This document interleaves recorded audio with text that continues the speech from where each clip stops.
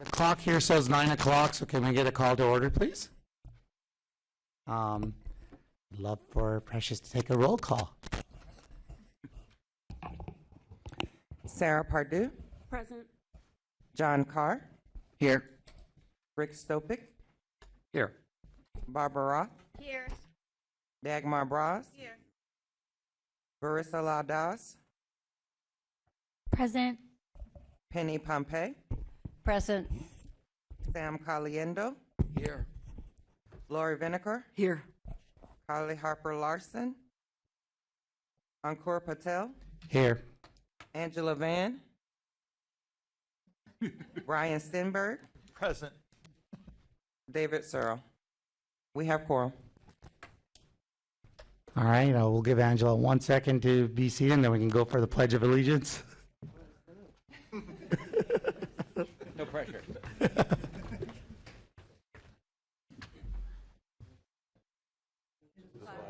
United States of America and to the republic for which it stands, one nation, under God, indivisible, with liberty and justice for all.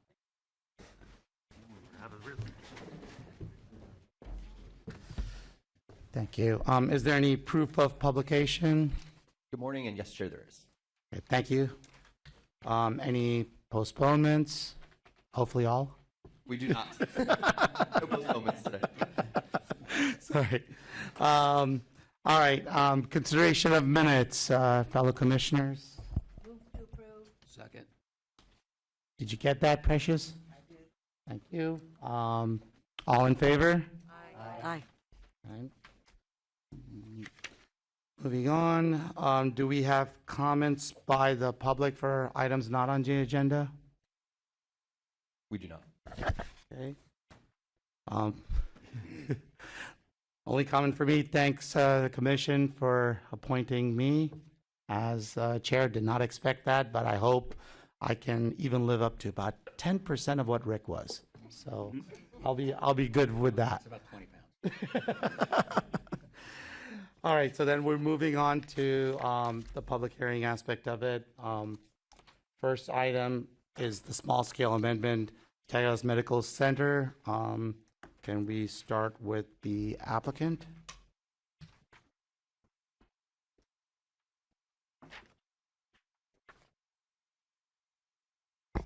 Thank you and good morning. My name is Kevin McGinley. I'm representing the Cahigas family that owns the property. In the spirit of the chair's wish that we would all be postponed, I'll do my best to just be so brief you won't even know I was here. This is a 2.11 acre parcel, a long thin one you see in your packet, the way it's designed, and it's split zoning and land use with residential and commercial. So we had to consider either doing a flu amendment to all commercial or to the UI. And because of reasons in design and what we're planning on putting on the property, the UI fit better. I don't think you find too many applications that voluntarily go into the UI, but I like going places where other people haven't. It works for us, and it works, I think, for the neighborhood, and I think that's reflected in the fact that we don't have anybody in opposition to it. If we were to extend that commercial all the way to the east on that property, it would not be in line with anything else along Military Trail. So what we did is we made the application for the UI. We have a companion zoning application to go in, and the proposal is to build a two-story, 22,000 medical center, not doctor's offices, but care for the elderly, but not overnight stay. I don't know if any of you are familiar with the models that have migrated up to Palm Beach County from Miami, but these are kind of family-run, operated. They come in for the day, they get a full service of what they're doing on the property, dental care, physical therapy, see the doctors, recreation rooms, things like that. Then they go back in the evenings, and they can be transported in here by the owners, or they can be dropped off by the families. And we availed ourselves of the UI standards in the zoning code for reduction in parking rather than going to CG, intruding into the neighborhood, and then asking for a variance from parking. The UI fits us because it provides for a reduction in parking that is commensurate with how we operate our present facility, which is across the street and right down the road. So we have good experience with this. This is going to be an owner-developer, and with your blessing, we'll move forward. Thank you. Thank you. Can we get staff to present next? Thank you.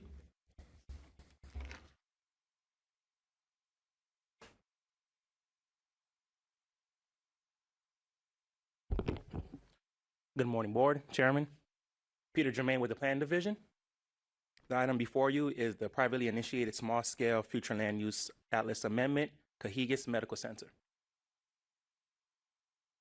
The subject site is 2.11 acres located on the east side of Military Trail and south of Summit Boulevard. The site currently has a split future land use of 0.86 acres on the western portion fronting Military Trail, has a flue of commercial high with 8 dwelling units per acre and medium residential with 5 dwelling units per acre on the remaining 1.25. The applicant is proposing a future land use amendment to urban infill. The concurrent zoning application intends to rezone the site to UI and develop a 2-story, 22,000 square foot medical office. The URA overlay was adopted to implement the URA master plan prepared by the county and Treasure Coast Regional Planning Council in 2007. The two new urban mixed-use future land use designations were established: urban center and urban infill. The urban center applied to those areas with the greatest mixed-use development or redevelopment opportunities, while urban infill used for smaller urban lots and mixed-use areas at the edges of existing neighborhoods. The intent of the new land use designation was to provide an urban form-based land use and zoning that would promote higher densities and square footage in a manner to promote pedestrian activity and transit use. The URA master plan and implementing policies adopted in 2007 to 2008 named the Military Trail, Lake Worth Road, and Congress Avenue corridors as priority redevelopment areas. During the URA master plan process, the subject site was previously deemed appropriate to have the UI designation. At the same time, the previous owners of the subject site opted out of the county-initiated amendment. Fast forward to today, the proposed amendment would allow the site to opt into the URA and take advantage of the redevelopment potential along Military Trail corridor. Here's a closer view of the surrounding area with the subject site outlined in white and red. The site currently has a 2,500 square foot building on it, which was used for a commercial turf and landscape business. To the north and west of the site, fronting Military Trail, are various commercial retail uses with the urban infill future land use designation. South of the site, fronting Military Trail, is a retail building on 2.5 acres, followed by various commercial retail uses further south, all having the UI future land use designation. Immediately east of the site are various subdivisions with a mixture of single and multifamily homes with the MR5 future land use designation, and pockets of HR8 and LR3. The parcels which currently have the UI FLU designation were amended during the comprehensive plan amendment in order to foster a more urban form promoting pedestrian activity and transit use in the area of the county. Staff has concluded that the proposed amendment will foster infill and is compatible with the surrounding urban infill future land use designations and adjacent commercial uses.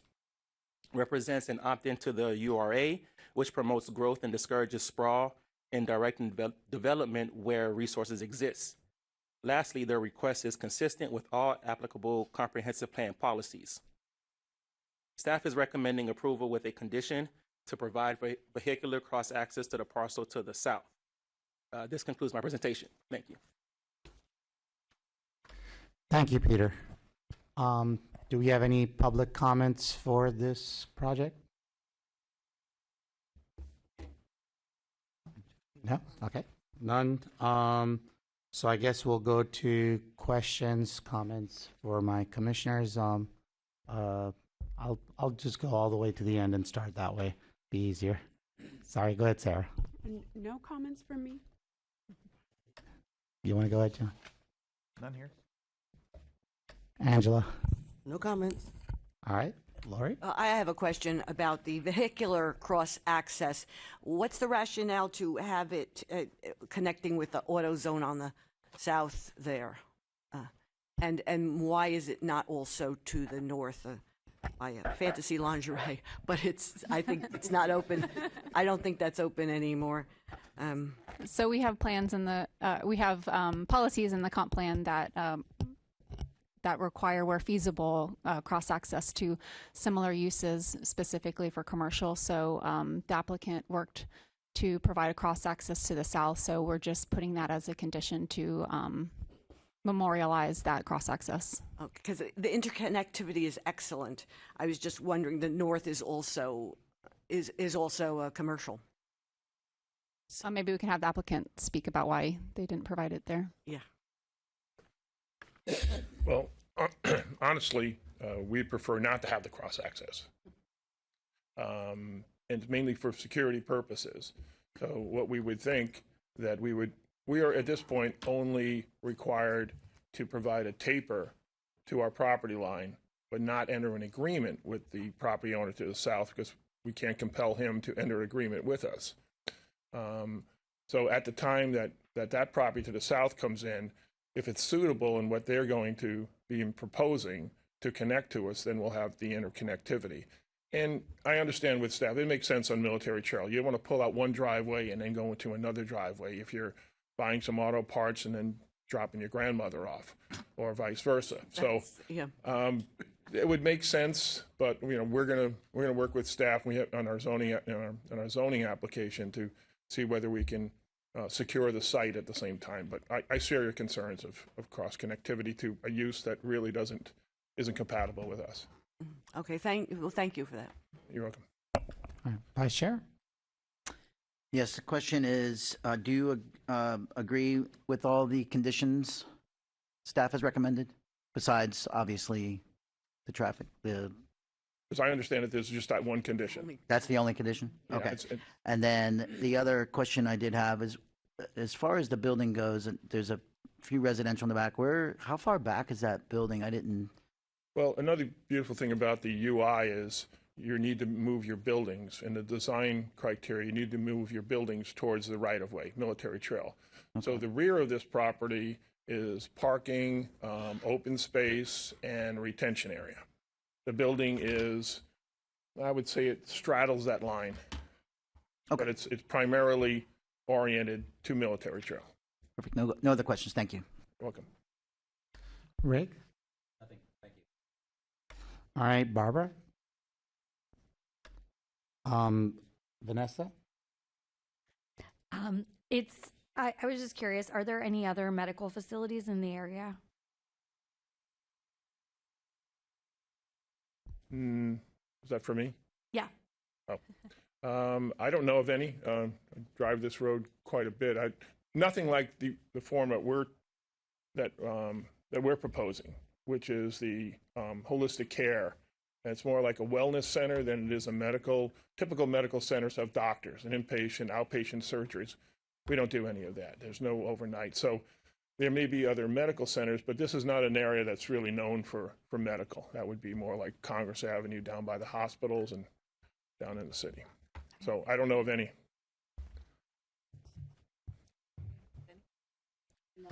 Okay, Penny. No, I'm good. Nothing, Sam. nothing. And Dagmar. Nothing. All right. I guess if we're all good here, can I get a motion? I'll motion to approve with the conditions. I'm very happy that there'll be 428 less trips, so that's a benefit. That's very good too. So approval with the conditions. Did you get the motion and the second? I think Barbara Yep. seconded. Just wanted to make sure. Any discussion, anybody, or are we good? Precious, you want to take the roll call, please? John Carr, Yes. Barbara Roth, Yes. Lori Vinegar, Yes. Penny Pompey, Dagmar Bros, Yes. Sam Caliendo, Yes. Sarah Pardue, Yes. Angela Van, Yes. Rick Stopick, Yes. Brian Stenberg, Yes. Barista Lados, Yes. and Ankar Patel. Yes. Motion passes. All right, Thank you very much. Yep. All right, on to the next item on the agenda, North Lake Commercial, if we can get the applicant up. Good morning. Good to see everyone again. Scott Backman presenting on behalf of the applicant. That's not right.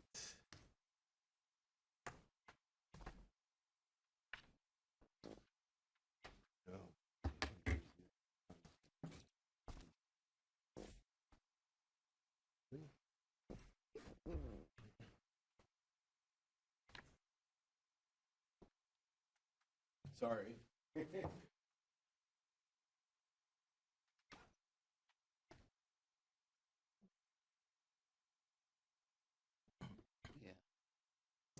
Apologize. Just give me 1 second. Thought we had this loaded up beforehand. No problem.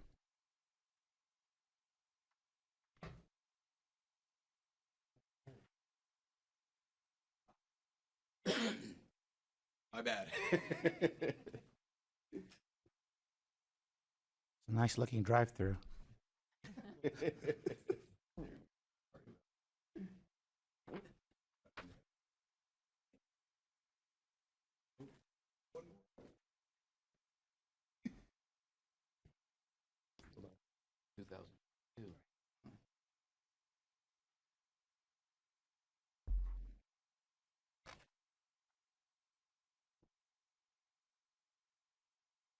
All right, I'm so sorry about that. I'm going to go ahead and get started and at least start doing some talking while we try and get this loaded up. I thought I only had one jump drive in my bag, and I ended up having three. That's it. Planning Commission hearing. Perfect. All right. Well, hopefully I have another easy one for you, though. Staff is recommending approval with conditions, which we do agree to. You'll see as I get a chance to start flipping through this and showing you some of the graphics that we've got. The site, perfect. Thank you so much. And again, apologize for that. So this item was actually in front of the Zoning Commission yesterday as well. We'll show you those applications. Everything was recommended for approval and approved by the Zoning Commission. So we have two concurrent applications. I know this board is familiar with seeing situations like that with a land use and a zoning application moving through. So the site here is about a half a mile east of I-95 on the south side of North Lake Boulevard. Just another little close-up of the site. The site was developed back in the 60s. Some older uses you'll see in just a moment, but the site currently has an industrial, a light industrial land use designation, along with the Checkers drive-through immediately to the west of it. And as I'll show you in a minute, everything else around it is pretty much CH, commercial high. Closer look at the site, and you can see my client very recently renovated and repurposed the building on the right-hand side of the screen for retail use. The building on the left-hand side of the screen is an auto repair. It used to be a lumber yard. Take a look at the site and its existing conditions today. There's no landscaping. There's no, this is not what we would ideally like development sites to look like in Palm Beach County. And as a result of what we're proposing here today, yesterday, and ultimately in front of the BCC later this month, we believe that we will be significantly improving the design, the circulation, and the aesthetics of this particular piece of property. So the existing uses are retail and auto body. We are here today asking for a future land use amendment from industrial to commercial low, which again, it's a lower intensity than the commercial high that surrounds us. And then the applications that were before the Zoning Commission yesterday are just listed for your reference. So you can see, we're surrounded by commercial on the north and south sides. Palm Beach Gardens is effectively at Burma to the east, and then unincorporated Palm Beach County is immediately to our north and to our west. A lot of car dealerships, retail uses, restaurants, things of that nature in the vicinity. And then immediately to the south of this property is some limited residential. So as I mentioned, we are surrounded by CH8, commercial land use in Palm Beach Gardens, and these two sites right here are industrial. Obviously, we only have control of one of them. The other industrial site to the west, as I mentioned, is an existing Checkers drive-through restaurant. We are proposing to change that. Oh, that was supposed to. Hold on a second. Well, that was, yeah, it clicked from industrial to CL, so we are proposing to go to the commercial low. And again, this is really for your reference. That's kind of the full presentation in terms of the land use change. But as you can see with the concurrent applications that we have pending, both before you and the Zoning Commission going through the county, it's my client's intention to really improve this site, turn it into a true development site. We've been working closely with zoning to ensure that we can add appropriate landscaping, buffers, circulation, and really change the aesthetic of the site from what you saw into something that's more appropriate for the corridor. And so you've got what we are proposing, a 3,200 square foot type 1 restaurant, again, recommended for approval yesterday by the Zoning Commission, a 5,500 square foot retail store. It's there, it exists. We're really not making any changes. The tenants there very recently moved in with substantial renovations. What's changing here is currently to both the north and the south, as you saw in the last photo. It's an open existing business, but there's just some pull-up parking. There's zero landscaping, no sidewalk or circulation around it, and we'll be adding all of that as the site improvements that we're making. We are adding a sidewalk along Burma. That's been in discussions with land development through the process, and then some additional drainage and detention, which will connect through the community. So all very substantial improvements from the sea of asphalt that you saw in those earlier pictures that I showed you. And I think that, sorry, this is one of our conditions. That is a future proposed cross-access. As you heard in the last presentation, it is in very good planning practice, as I'm sure you've all seen before as well. Get the vehicles off the road as much as possible. There is not currently an access point there. We are granting the access easement. We are building out to the property line, and at such time as either Checkers or some future user on that site is able to connect, then that cross connection will be completed. Multiple staff report touches on all of these in much more detail, but we meet all the various policy and criteria necessary for approval of the request for the land use change. As you can see, there are a lot of them. Staff is recommending approval with conditions. We are in agreement with those conditions and happy to answer any questions. Thank you. Thank you. Can we get staff for a presentation, please?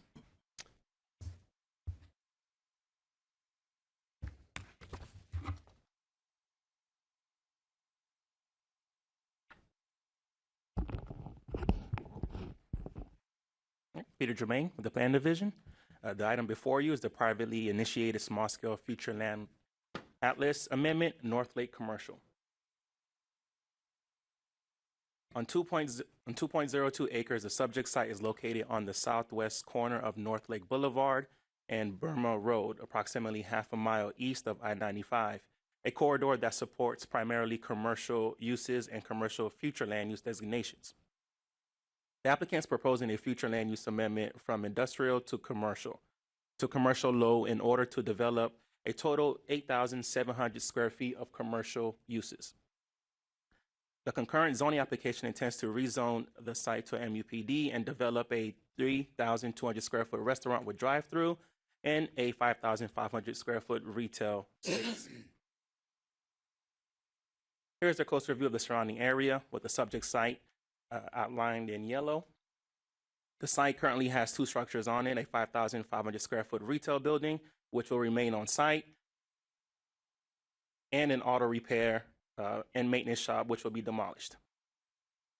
Immediately to the east of the site is the municipal boundaries of Palm Beach Gardens and various commercial and retail uses with the commercial land use designation. Adjacent to the site to the west is a Checkers restaurant with drive-through. Immediately to the south and beyond are various residential multifamily homes, and to fill out the corridor are various commercial and retail uses fronting North Lake Boulevard, such as car dealerships and restaurants. Staff has concluded that the proposed amendment is appropriate and will reflect the commercial uses that have been on this site since the late 60s. The request reduces the potential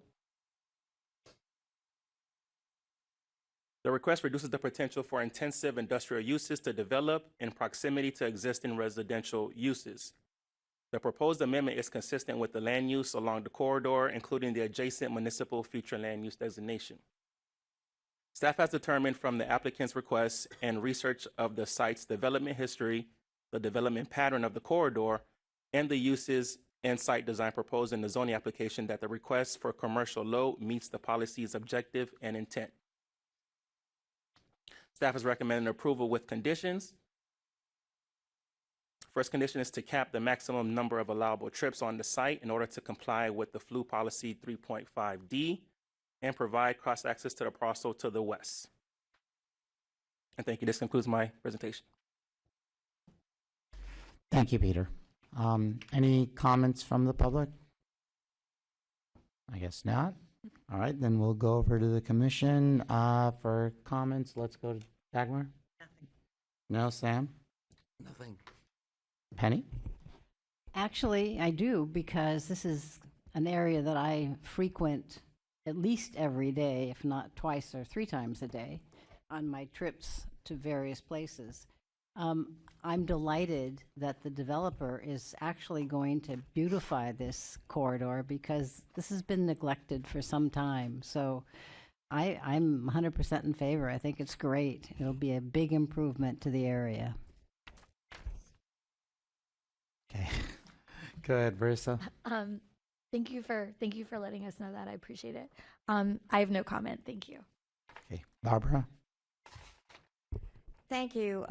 Penny, I was going to say pretty much the same thing. Not that I travel it every day, but I'm glad to see this project and the former project. I think this is just terrific upgrading of areas. You know, with the landscaping, absolutely the cross access. So congratulations on this. Thank you. Rick? Likewise, I'd echo my fellow commissioners' comments, because I know that area pretty well, too. It definitely needs the facelift. Just curiosity, is that Lake Park or is it North Palm Beach? I'm not sure, because it's right on the border, I think, isn't It's it? a Gardens, Palm It is Beach Gardens, which is, yeah, Okay. adjacent. Okay, great. Thank you. All right, Vice Chair? And I agree that building, that area needs to be, I'm looking forward to it being changed. However, my only question is, if anybody travels that area, traffic. And my traffic question is, then on here, on the traffic study, says the proposed amendment will have a significant impact on both long range and test analysis. Can traffic, talk about that a little bit, about what that means? And because I'm in support of this, but I will tell you, trying to get anywhere eastbound on North Lake Boulevard in that specific area right there's a backup. And my concern is, if you put, it looks like whatever we're going to put in. My other question was actually answered. I love the layout of the prototype of what they put up there. It's staying away from the residents. So I love the idea, but my concern is the traffic in that area. Do you mean, I'm sorry, do you mean that the proposal will have insignificant impact or significant impact? So in the letter from the traffic division, it says, please note the proposed amendment will have an incident. So you're saying that it's not going to impact traffic at all there? Well, the impacts will be less than 3% as per the policy 3.5D, so it's not really a concern.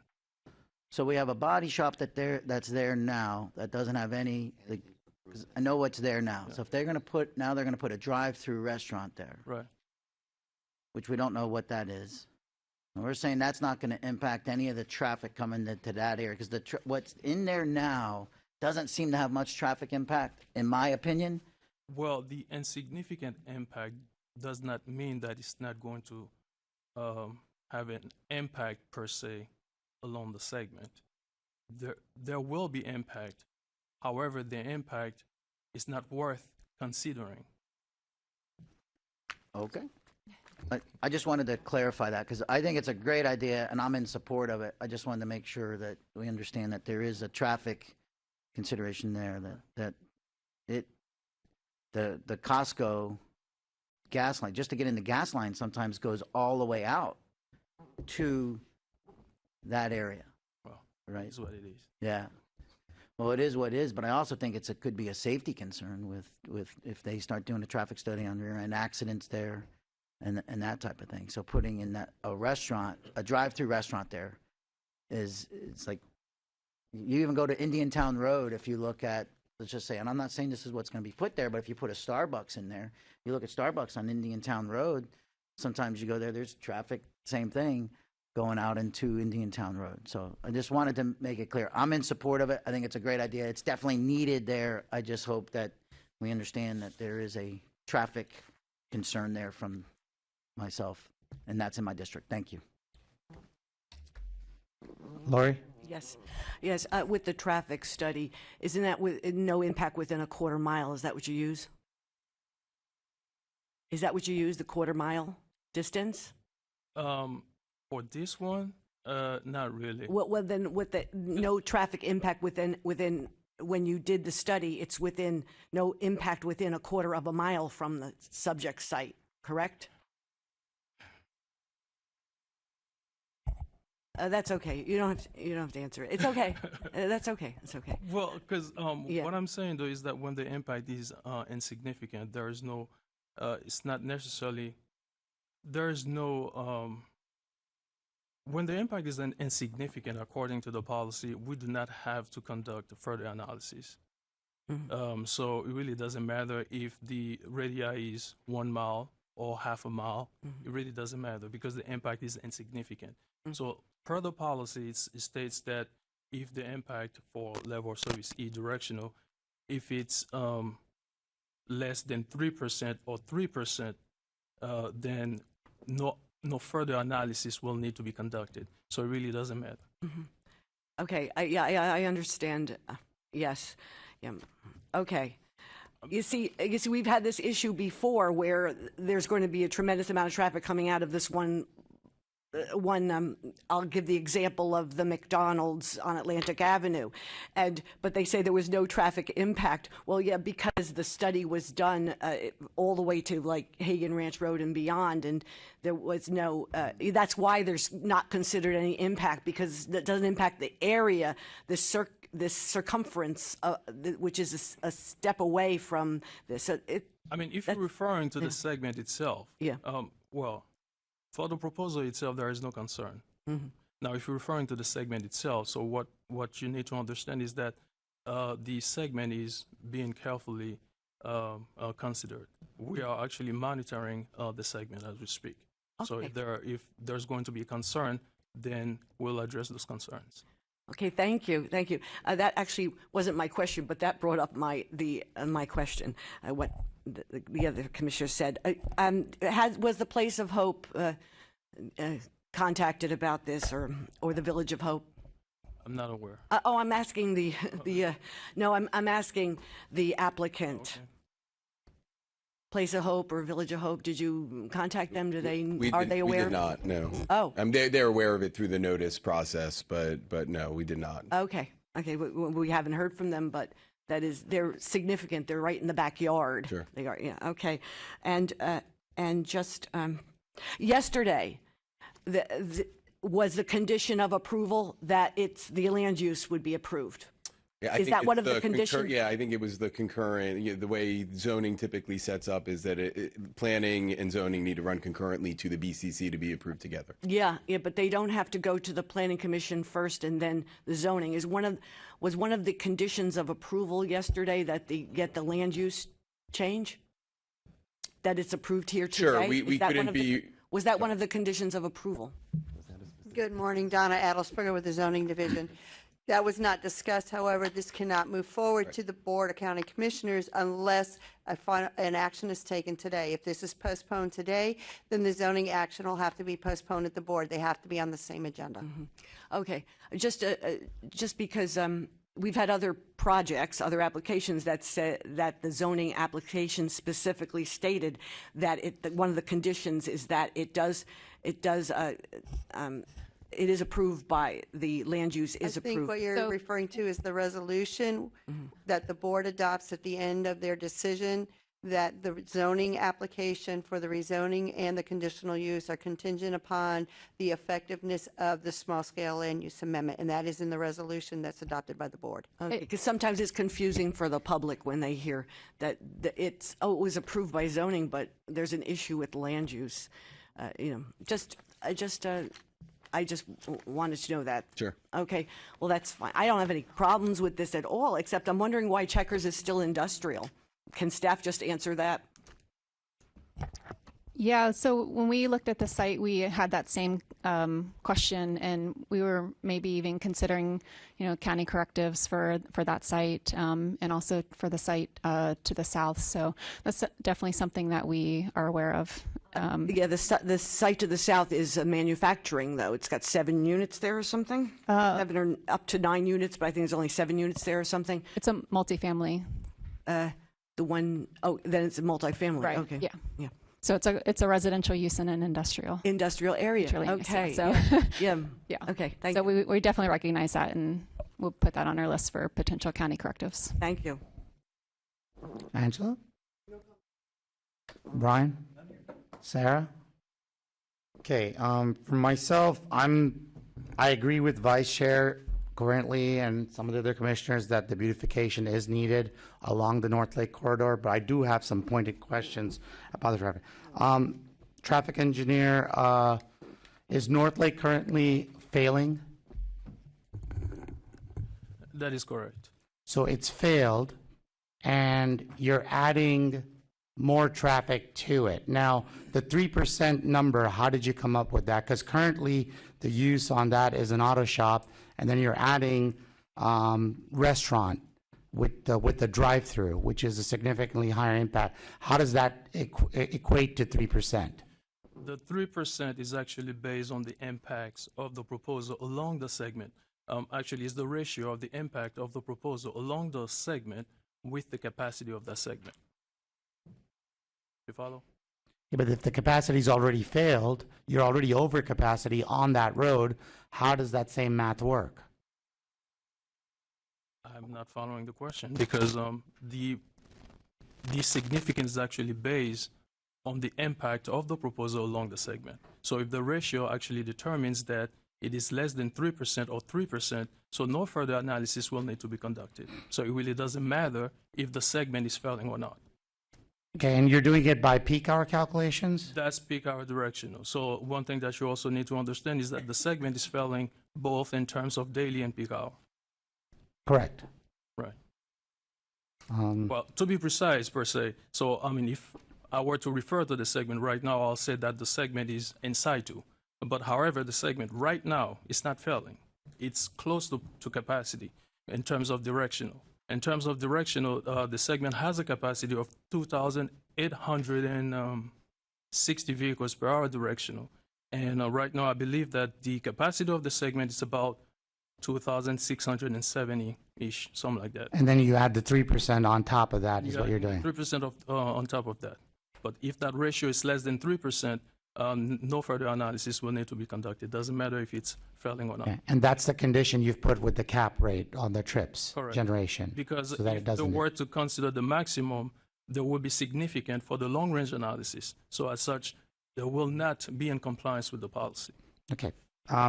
So then my other question is, for safety purposes and for the number of outlets that are being created on North Lake Boulevard with these traffic generations, have you thought about recommending as a in only off of North Lake and an exit off to Burma? That's a great question, but it's not. First of all, we need to consider the driveway onto Burma. So if that were to be egress only, there's going to be a stacking situation on Burma because of the proximity of that driveway to the intersection. As opposed to stacking circulation inside the property? Well, stacking is going to be in Burma because all the trips going to be focused on Burma because that's where the egress point will be. So that is the reason why that the secondary access is crucial for the site. Okay. Not sure if I agree, but okay. It is. I'll It is. take- I'll- It is I'll what take your it word is. for that. All right, that was my only question on it. I'm in support of the project. I think beautification is fantastic. I am concerned about the traffic, and I would urge the applicant to think of some good ways to make sure that there's no stacking issues happening internally or along that. I think you can figure out a way of doing the traffic circulation internally. We'll leave it up to you on that. All right, if I can get a motion on the table. So moved. All right, Precious, did you get that? All right, can we get roll now, please? John Carr, Yes. Barbara Roth. Yes. Laura Vinegar, Yes. Penny Pompey, Yes. Dagmar Bras. Sam Caliendo. Yes. Sarah Pardue. Angela Van. Rick Stopick, Yes. Brian Stenberg, Yes. Marissa Ladas, Yes. Ankor Patel. Yes, Motion passes. thank you. Thank you all. Next, we'll go to the regular agenda, presentation by the Office of Resilience. Are we still debating that word up here?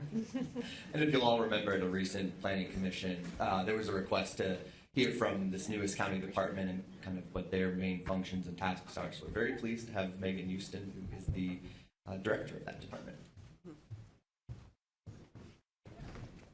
Thank you, Megan. Good morning. Yeah, what's the time limit on this one? You brought lunch, right? I'm just kidding. Good morning. I'm Megan Houston. I'm with the Office of Resilience. I'm joined today by our awesome intern Ariel Perry. So this is her first, planning meeting. So we're happy to have her here. I'm excited to give a brief overview of the Office of Resilience, what we do, what we focus on, and how we work with county departments and municipal stakeholders. I think my presentation is loaded, so that's great. We work on sustainable development. We work on making sure that this county continues to be a sustainable, thriving community while facing challenges like climate change, from extreme weather events to extreme heat and those kinds of aspects and challenges that we're starting to see in real time in Palm Beach County. We originally were focused on climate change adaptation, which means reducing our greenhouse gas emissions, working on the adaptation side, so building stronger and better to withstand flooding, as well as sustainable development, which means conserving our natural resources to protect those for future generations. We also added equity as the core focus of how we work, because people who are getting hit first and worst by these climate change impacts tend to be those who, based on maybe income or physical ability or a number of factors, might be less able to respond and adapt to these climate change challenges. So we do include equity in how we think about grant planning and where we want to focus our efforts. We hear a lot about climate threats in the news and the media. A lot of that focus is on sea level rise, but we think of sea level rise as an exacerbating factor to saltwater intrusion or shoreline erosion, things like that. We also do have wildfire challenges that could be more exacerbated by climate change, certainly not yet like the Northeast or the western parts of the country, thank goodness.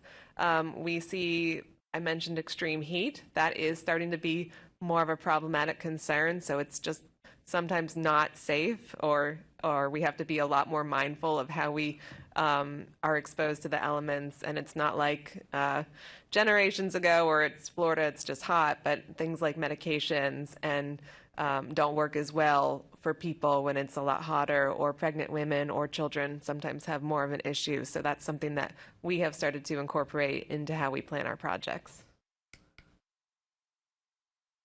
This is a sea level rise curve that we do use to plan for our efforts. You'll see a lot of curves there as an example of what we pull from national and global experts. We use that as planning for capital infrastructure guidelines. if we're planning for a shorter term project that is less significant, like a sidewalk replacement, we might want to only be planning for 10 inches of sea level rise by 2040. But if we're talking about something like an emergency operations center, we would want to be using the higher level curve because the risk of being wrong is a lot more severe. And that's a building that we want to have around for decades. So we might be using the NOAA high curve, which is the red curve, and expect that building to be here by 2070, planning for that 54 inches of sea level rise. We are one of the newest departments. We're also one of the smallest. We have 4 full-time staff on board, plus our awesome intern. And we're at 50% capacity right now, so 2 full-time people. The way that we get a lot of our work done is through collaboration. We work with our municipalities, we work with our departments, we help bring funding into what our departments are already doing by adding that resiliency focus. For instance, we just got a $1 million EPA tree canopy award with our Parks and Recreation Department. Our Parks Department has been trying to add tree canopy to the Glades area and find that funding source. So they had shovel-ready projects designed and sealed by a landscape architect, and we were able to add the resiliency feature and say this increases tree canopy coverage. It's an environmental justice benefit to a community that has 9% tree canopy coverage when we want to be seeing more of about 30%. And these are Belglade, Pahokee, and South Bay communities that we're all seeing between 6% and 9%. So that's the way that we bring funding in, and it helps enhance what our county departments are already working on. In addition to working with our departments, we rely a lot on partnerships. We are members of the Southeast Florida Regional Climate Change Compact. That's been around since 2009. We're having our 15th annual summit in Miami Beach in a couple of weeks if anyone is looking to go down south. We work with Broward County, Miami-Dade, and Monroe County to collectively plan for climate change adaptation and mitigation. We work on joint policy statements and principles along with planning tools that municipalities can use to inform how they make land use regulations and capital planning decisions in their own jurisdictions. This is another second slide about our partnership. So we have state agencies that we work with to mainly get funding from. Our municipalities, we love our municipalities in Palm Beach County, so we're connected with them and applying for grants together or working on projects together. And now I'll highlight a few of the county-specific projects that we're heavily involved in. We have a policy in place, a Resiliency and Sustainability in County Capital Construction Projects Manual. Very long title. It basically means that every county capital construction department has to disclose what kind of sustainability and resiliency considerations they're including, whether they're building a bridge, whether they're building our new annex to the Vista Center. It's asking them, did you go above and beyond energy efficiency code?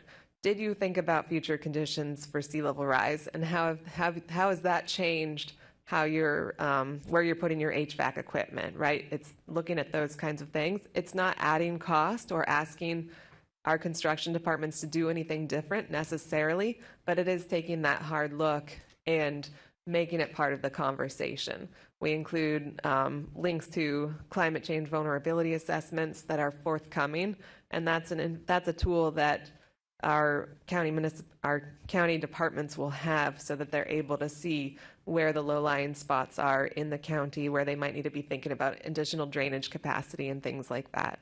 So in addition to requiring that, we have a checklist that our county departments are required to complete that describes how they're doing that, and then they submit it to the county. We're able to track those metrics and those performance values, and that's something our investor rating agencies are looking at. You know, they evaluate the county, and they're constantly asking about resiliency. It's something insurance brokers are starting to look at as well as the county is renewing their rates. So it's a tool that we can demonstrate how we're being proactive in this area. I mentioned a vulnerability assessment, I think just on the prior slide.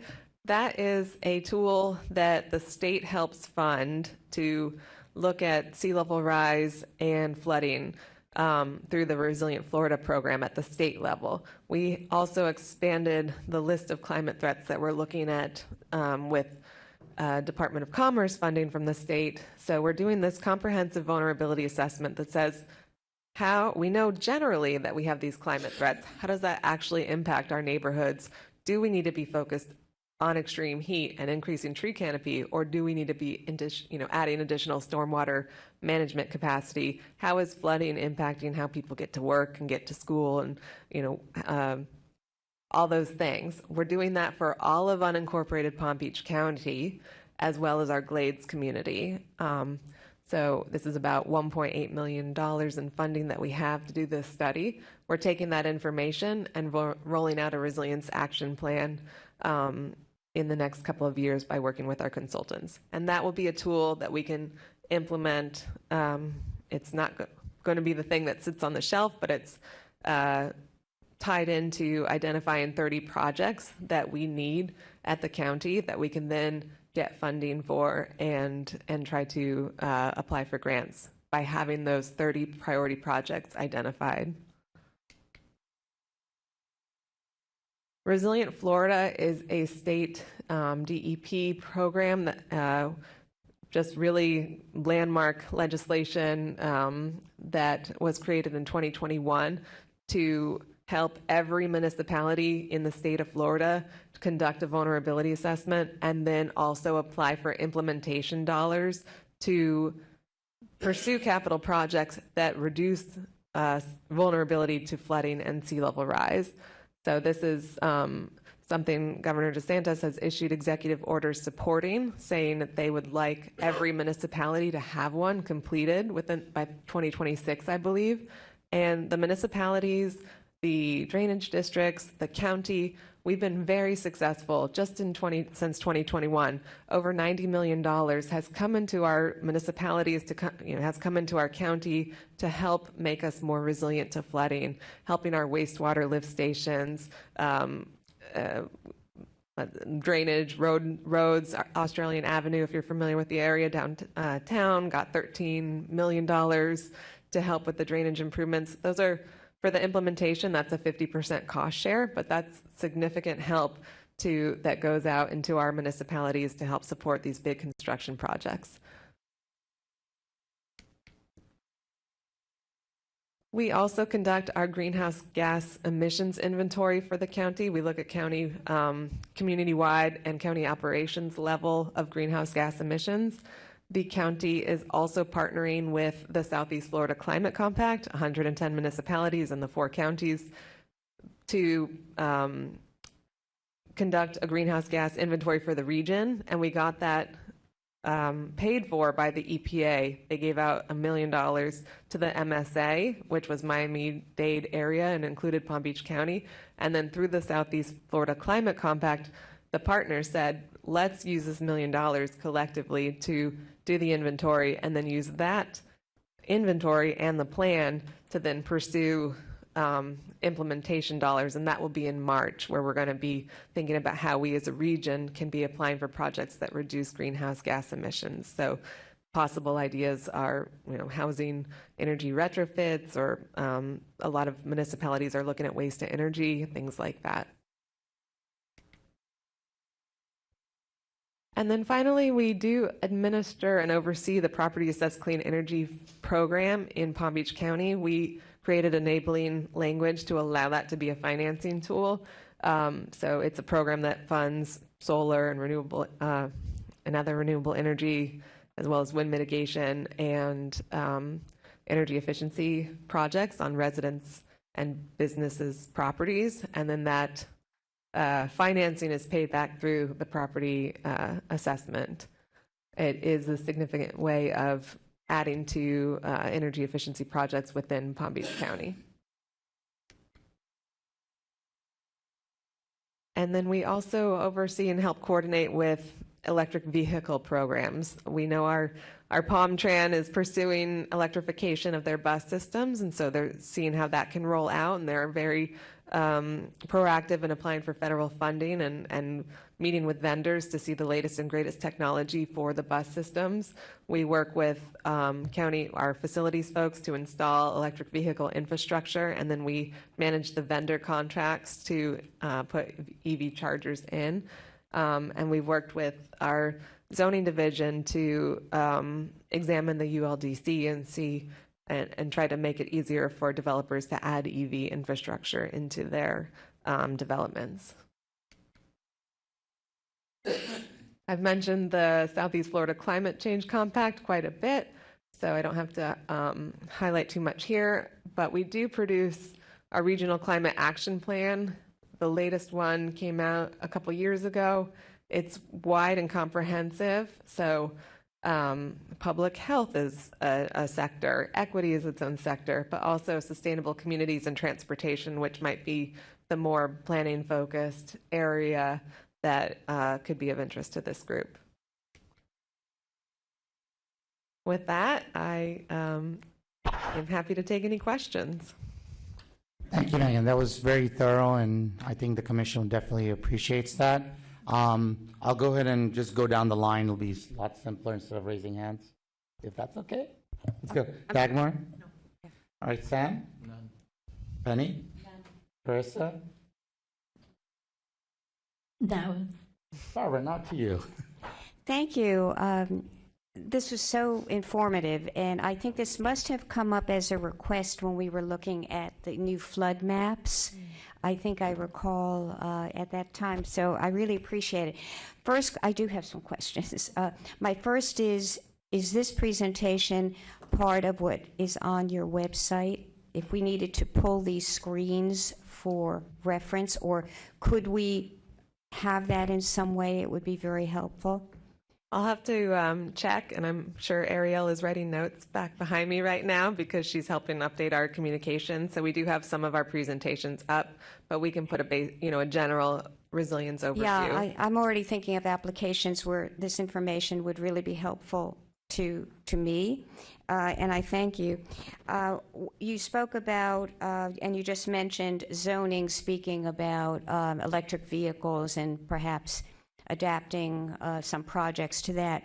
At what point in the planning process, when an applicant comes and says, we want to do something, at that point, is their project reviewed for some of these criteria, or is it only after the project has been approved and then they're about to begin construction? I'm thinking long range, large projects.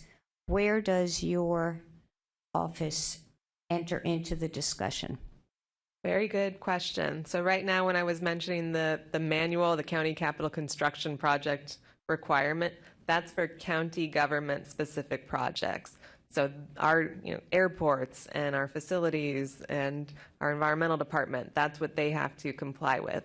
In the planning, zoning, and building world, there is language in the comprehensive plan. Stephanie worked on peril of flood updates a few years ago now, I think. So there are specific requirements with flooding and those standards. There are climate change policies incorporated a little bit throughout the comprehensive plan, but something that we're talking about between OOR and PZ&B is whether we need to evaluate the comprehensive plan more comprehensively, I suppose, and how can we, what are those best practices? So some cities, some counties are starting to have their own resiliency element. We've had discussions with zoning. We're more involved in the development review, DRO process. Sometimes we attend those meetings. We don't have any kind of hook right now, like in the zoning world, but it's we're talking about setting how we can advance policies that then can trickle down and be more integrated. So I'll pause there and see if Stephanie or Kevin want to add into that. Yeah, I did. Great question. I did just want to point out we actually have a meeting scheduled with Megan and Whitney next week to talk about some of our policies and evaluate where some upgrades may be warranted. So That's terrific, thank you. The earlier the better, and consistency, which brings me to the issue of 13 towns and cities. So for the unincorporated area, we're just talking about directly through the county and final decisions and recommendations made. In other words, if you're in the unincorporated, you're not part of a town or a city. That's just handled through the county. Yes? If you're in unincorporated Palm Beach County, yes. You're talking about if there were any kind of comprehensive plan updates that would only impact the unincorporated. Yeah, and versus the 13 towns and cities, which are going to, are they going to come to you for separate recommendations or approval? How are you interacting? So the, I don't know if I said 13, I meant 39. I'm so sorry. I took it off a screen. Oh, good. Okay. Well, and I may have referenced some other. We'll fix that. Maybe it was another fact. Yeah. So we do. Oh yeah. So the planning grants. Good catch. So what should that be? 39. We have worked with 13 towns and cities on a vulnerability assessment. So that's far. We have 39, and one of the ways, because you're exactly right?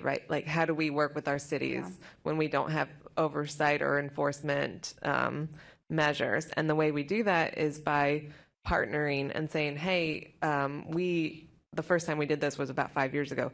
Delray Beach, Boynton Beach, Boca, Lantana, Ocean Ridge, we were talking to each other and saying, we're all dealing with coastal erosion, with sunny day flooding, all these issues. This new funding is coming out. We don't really know, but should we coordinate and go for it together and streamline our efforts? And that's when we created the Southeast Florida, or Palm Beach County Coastal Resilience Partnership of whatever. Yeah, there are too many acronyms. Coastal Resilience Partnership of Southeast Palm Beach County. That's what it was. We were the first in Florida, I believe, to do that joint partnership and get that joint vulnerability assessment done. Palm Beach County unincorporated had a very small geography, like the pocket near Briny Breezes and stuff like that included. But we were excited for our cities to have that assessment done. Now they're taking that and they're able to justify applying to the state for implementation dollars. We love that model. We had a flood workshop back a few months ago where we invited all 39 municipalities to attend and said, we want to tell you 100% grant funded vulnerability assessments. Application is due September 1. Everyone should know about this. Everyone should be applying. And we noticed that a few of the cities didn't have capacity to go and apply for that funding. So we put another application together. I believe 6 cities were included in what we submitted in September. So like Gulf and Atlantis and Palm Springs. I think Atlantis might have ended up applying for their own. And that's how we coordinate. Another example is we applied for a NOAA letter. We submitted a letter of intent to apply for $2 million for shoreline protection. That's an area that's still a gap that we don't have any funding for. We did not get selected, but that was us saying we have 22, 25 municipalities that touch water. That's including our coastal, but it's also including our lake communities, Belglade, South Bay, Pahokee. So that's an area where we were not going to say the county was creating a shoreline ordinance that everyone then has to opt into, but it was how can we collectively work together, because water goes to the easiest place to get through. And if our shorelines are not, if there's not harmonization in what West Palm is doing in Boca, and then it's exposing a weakness. And that is not a knock on West Palm Beach or Boca. That's just, those are the two of the partners who are interested in that harmonization in our shoreline protection measures. So we're still looking for funding. We're probably going to, we can go back the next cycle and see if we can submit something through Resilient Florida, but it's very important to coordinate even, as partners rather than as an enforcer. Mm-hmm. Terrific, thank you. And one more question, if the chair will indulge me. I was going to ask you to shift your focus west. I know when we're talking about the flood areas, the floodplains, and I understand that threat. However, you just addressed the areas around Lake O. What interaction of concerns do you have about the Everglades and the areas just on the buffer to the Everglades? In other words, not our shoreline, but another enormous water and vulnerable area. Do you take any oversight there? We coordinate with Paul Linton, our water resources manager. So he's on our steering committee for the Palm Beach County unincorporated vulnerability assessment. He's very familiar with our resiliency efforts. He coordinates with the South Florida Water Management District. So any specifics on Everglades and water and stormwater issues, I think we'd have to ask him on that.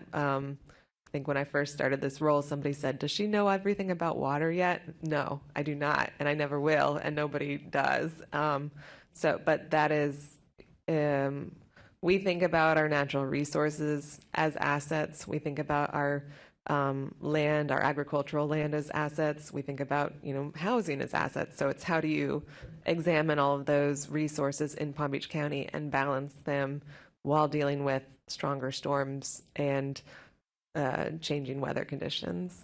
I thank you because some of us think about that all the time in terms of balancing the pros, the cons, the assets, the detriments, and the percentages, because we do often hear about, you pave over a certain percentage as you get closer to the Everglades, and you have a potential problem.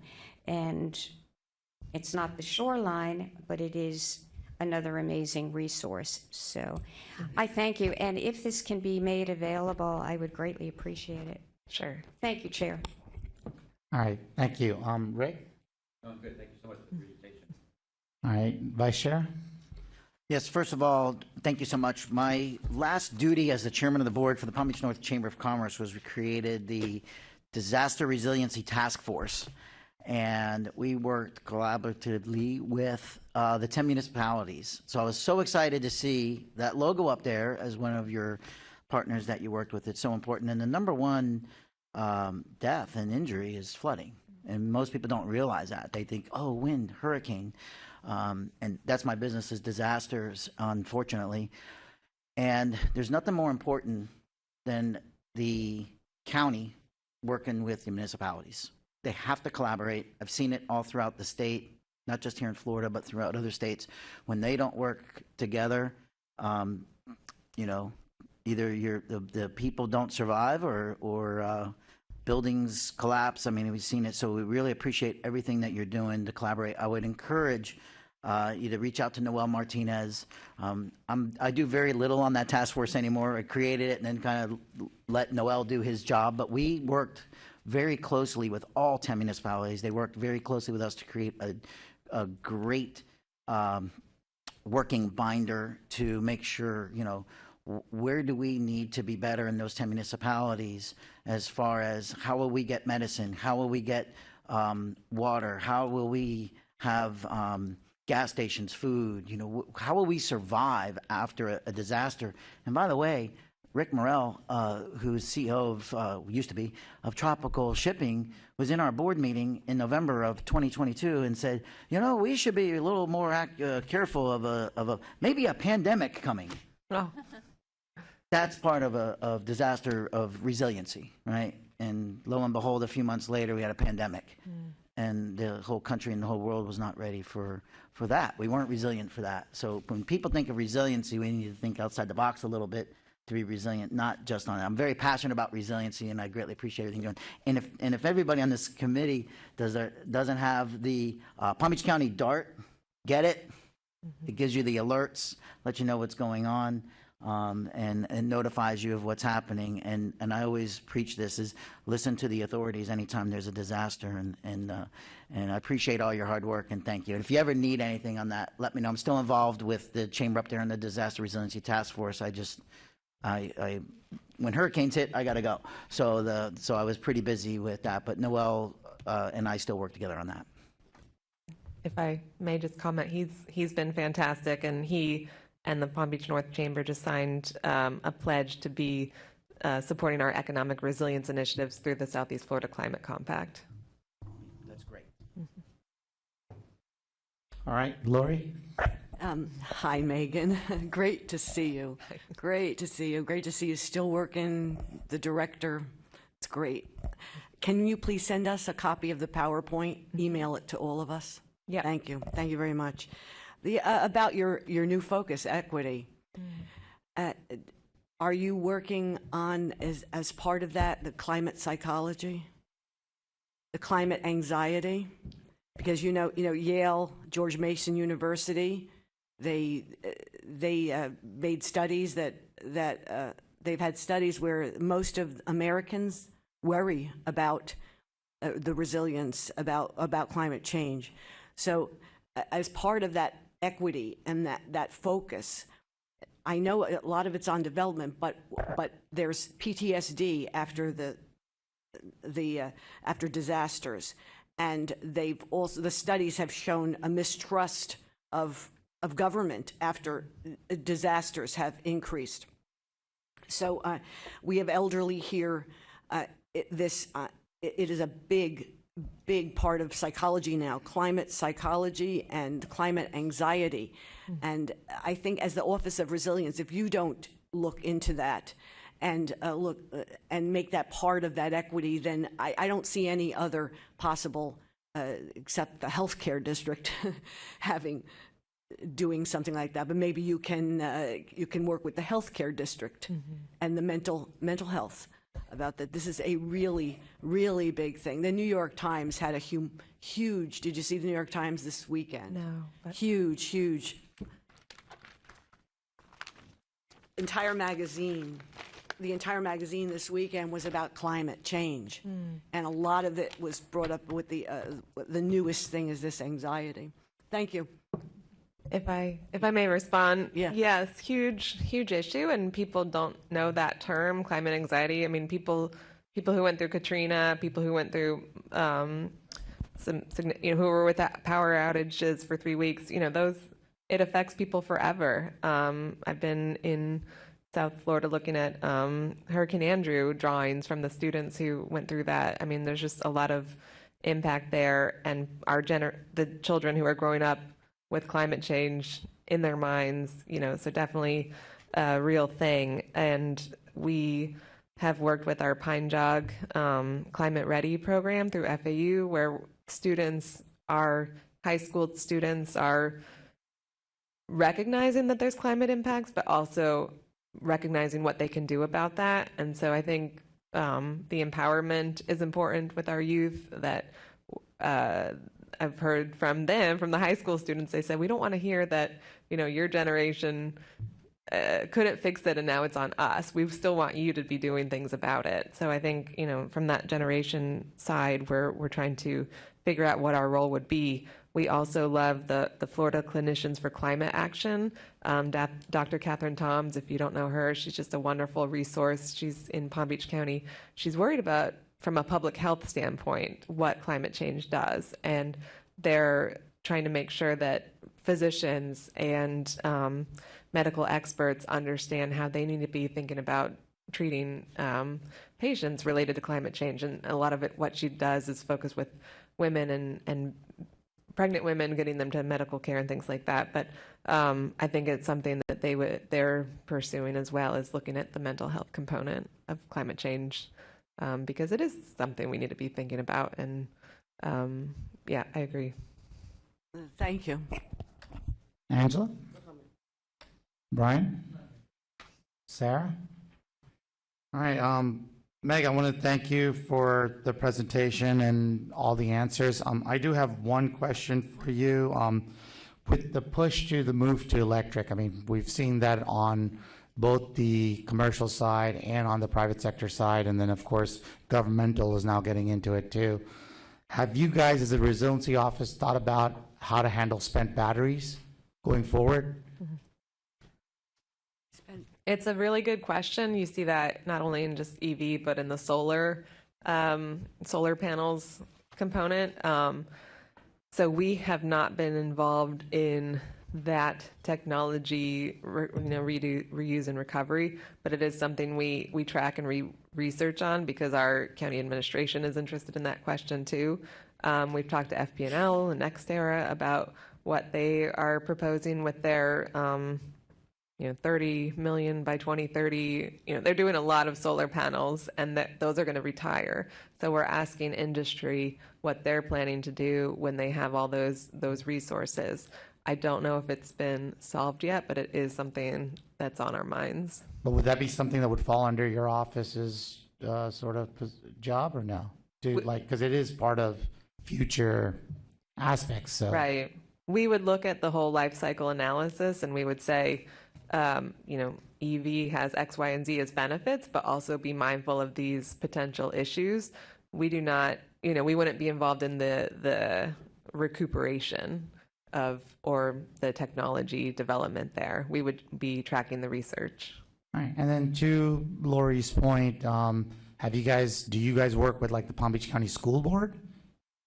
We have just started working with the school district. They have created a sustainability task force, and they have invited us to be a part of that, which is amazing. I've heard that the administration is interested in sustainability, and so that's very exciting.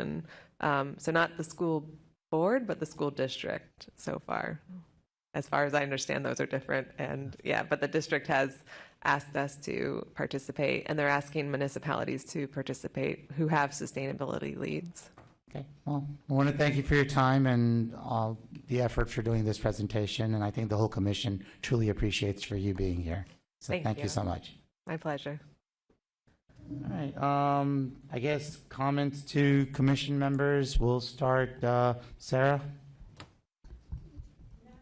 All right. Happy Friday. Brian? Angela? Lori? Yeah, I do have a comment and some information about lithium batteries and disposal. The Solid Waste Authority has a tremendous movement here with Palm Beach County Fire Rescue, and they're making all of the they're making notices. They're devising notices to send to homeowner associations, communities, putting it on the internet and all. I happen to be on the Citizens Advisory Committee of the Solid Waste Authority, so I know that this is going on, and they are encouraging people to these ion batteries. The reason why they're together with fire rescue is that they cause fires when they're exposed to water. So it's the Solid Waste Authority is really spearheading that whole movement. So I don't know if you know about that already, but Glad to know about that. okay, Glad to good. learn about that. Talk to Dan Pelowitz. Okay. Great. Vice Chair? Just real quick, thank you to the commission of the confidence being vice chair. Congratulations to Chair Patel, and hopefully you got Mr. Stopik's parking space because I didn't get it. I still haven't figured out where that parking space is, but Rick? No, it's all good. Well done today, and everybody, it's good to see everyone. Best wishes for happy Thanksgiving to everybody. I guess we won't see you till then. Rumor has it we might not see it till Christmas, so if we don't see it till January, all the best for the holiday season, but hopefully we get together in December. Barbara? No comment. Versa? I thought this was a great meeting, great first job, and thank you, Rick, also for for the time that you served and being the OG, you oversaw this well. Oh, she love it. Penny? Sam? Dagmar? No. All right. Then to the executive director. Okay. County attorney? No comments. All right. Planning director, Kevin. Just a couple. Can you all hear me? I was hearing earlier that it sounded like the microphone wasn't working. Is it? Yeah. You can hear me? Okay. Yeah, we can hear you. Okay, perfect. So yesterday, Stephanie Gregory emailed the planning commissioners about an upcoming planning officials training workshop on November 17th that's being held by the Florida APA Treasure Coast chapter. I will say I've gone twice, quite a few years ago, while I was serving on the Boynton Beach Planning Board, and found it extremely beneficial. So just wanted to make sure you were all aware of that. And then we're also talking about internally, potentially the February Planning Commission meeting, having an internal kind of training workshop. It's been a while since we've had one, and as there's new members, just makes sense to periodically have those kind of events. So, and also to follow up, we'll make sure that we distribute Megan's presentation to the planning commissioners. Cool. All right. Well, thank you. Want to thank everyone for bearing with me today. Not sure if it was on the good or bad side, but hopefully it'll keep going that way. And I guess meeting is now motion to adjourn. Yep, we got it. Thank you.